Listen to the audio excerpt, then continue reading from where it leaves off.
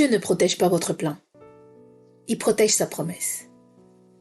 Il ne protège pas votre préférence de la façon dont vous voulez que les choses se passent, comment vous voyez les choses. Non, non, il protège rien de tout ça. En fait, il déguise les prophéties. Voyez-vous, nous connaissons les prophéties. Mais les mages, eux, ne le savaient même pas. Ils n'ont même pas cité une seule écriture et c'est eux qui ont trouvé Jésus. Est-ce que c'est bizarre ça? Les chefs des prêtres, les scribes, les maîtres de la loi connaissaient toutes les écritures, mais ils n'ont même pas pu voir leur sauveur. Ceux qui auraient dû voir Dieu en premier sont restés dans l'ignorance. Moi particulièrement, je n'aime pas être maintenue dans l'ignorance. Je ne sais pas pour vous, mais si vous êtes comme moi, alors vous n'auriez pas aimé être un disciple de Jésus de Nazareth. Ah oui, parce que ses capacités de communication étaient au mieux suspectes. Imaginez les disciples en pleine communication avec Jésus quand à la fin de son sermon, il leur a dit de nourrir la foule. Mais Seigneur, est-ce que tu n'aurais pas pu nous dire bien plus tôt que nous aurions à nourrir 5000 hommes avec leurs femmes et leurs enfants au lieu d'attendre la 3e heure de ton sermon, Seigneur? Pourquoi as-tu attendu maintenant pour nous demander si nous avons de la nourriture pour ces gens?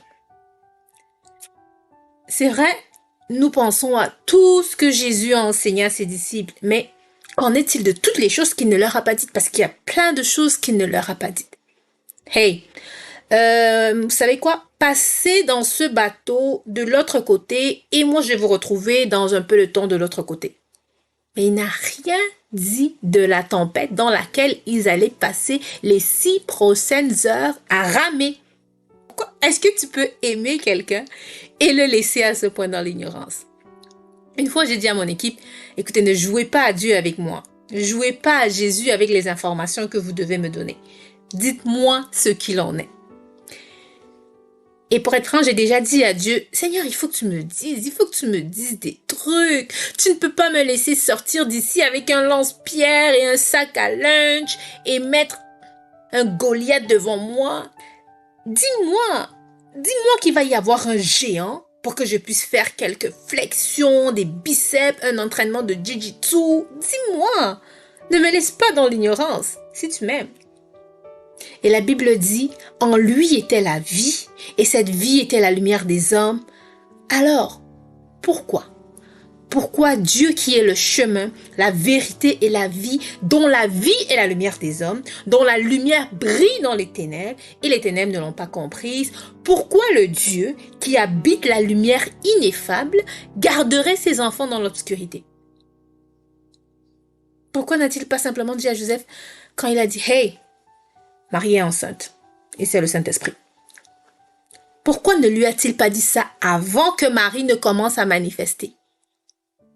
Pourquoi faut-il attendre qu'elle soit enceinte de 6 mois avant que tu me donnes un rêve? Seigneur, ne me laisse pas dans l'ignorance. Dis-moi, Seigneur, dis-moi, quand je rencontre quelqu'un, dis-moi, il ment, il te ment, n'y va pas, ne fais pas ça. Dans 3 mois, tu n'auras même plus envie de voir sa tête. Seigneur, parle-moi. Je pourrais économiser beaucoup de temps en texto, en relations inutiles. Je pourrais le bloquer dès le premier jour, là. Si seulement j'avais une certaine planification préalable, si j'avais une certaine connaissance stratégique de ce qui s'en vient. Dis-moi, hey, au fait, tu vas faire naître un bébé à Bethléem, alors prends une chambre à avance.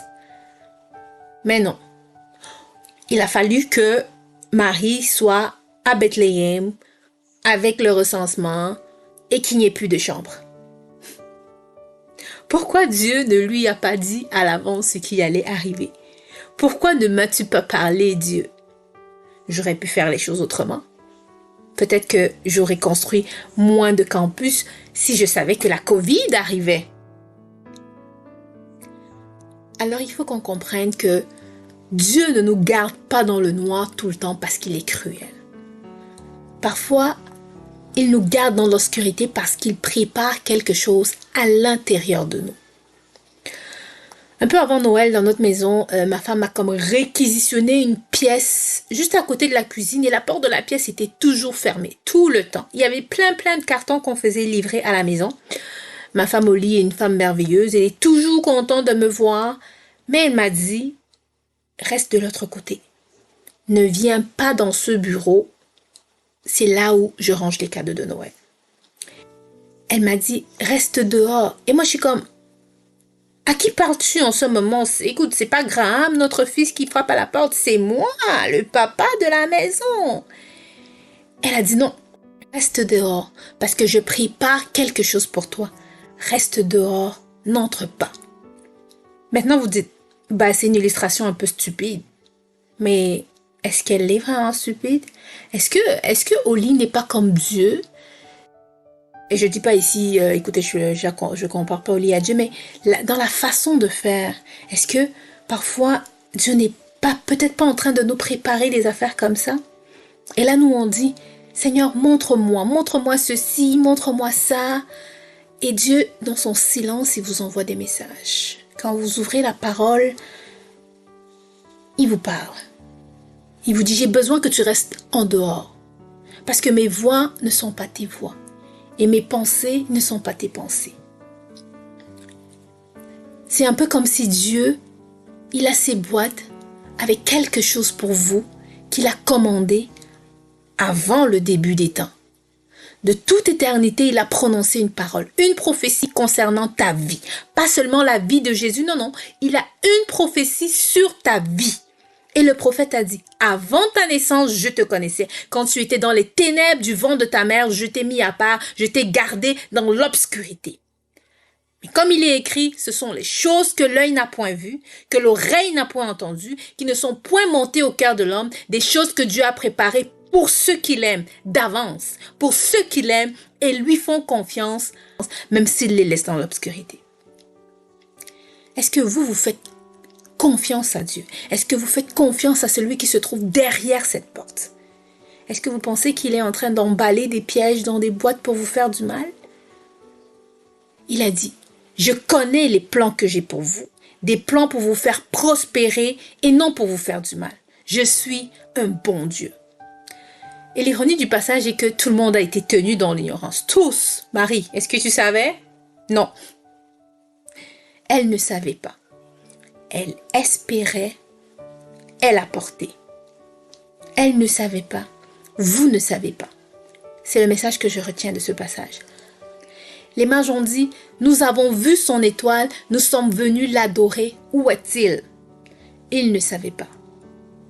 Ceux qui auraient dû savoir ne savaient pas, à cause de leur connaissance qui les empêchait d'agir, de savoir ce qu'ils étaient censés savoir. Ils connaissaient trop bien la Bible pour y croire. Et Dieu a dit, je vais conduire les païens dans un endroit où les prêtres même n'iraient pas. Oh mon Dieu! Voulez-vous dire que ce que je crois savoir de Dieu pourrait m'empêcher de le voir tel qu'il est vraiment? Oui. Voulez-vous dire que je ne connais pas Dieu dans toute sa plénitude? Non. Il est omniscient et toi tu ne l'es pas. Moi je ne suis pas omniscient. Je ne suis même pas un peu omniscient. En fait je suis rienniscient. Je ne sais rien du tout. Je ne connais même pas la grammaire. Et vous ne savez pas. Vous ne savez pas où ce que vous vivez maintenant va vous mener.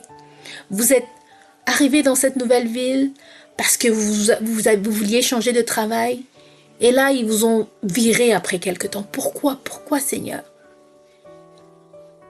Et si la prophétie avait revêtu le costume du problème? Dieu, pourquoi m'as-tu laissé dans l'ignorance? Pourquoi ne m'as-tu pas dit que ce travail allait échouer? Pourquoi ne m'as-tu pas dit que cette relation allait échouer? Peut-être qu'il voulait que tu passes au travers de ça pour justement t'apprendre quelque chose. Il voulait que au travers de cette relation, travailler quelque chose, peut-être ta relation avec lui-même. Et s'il t'avait dit comment ça serait terminé, peut-être que tu n'aurais même pas fait le premier pas. Alors fais-lui confiance. Merci d'avoir pris le temps de regarder. partagez ce message pour édifier quelqu'un d'autre et surtout n'oubliez pas, Jésus vous aime. Jésus est amour. Jesus is love.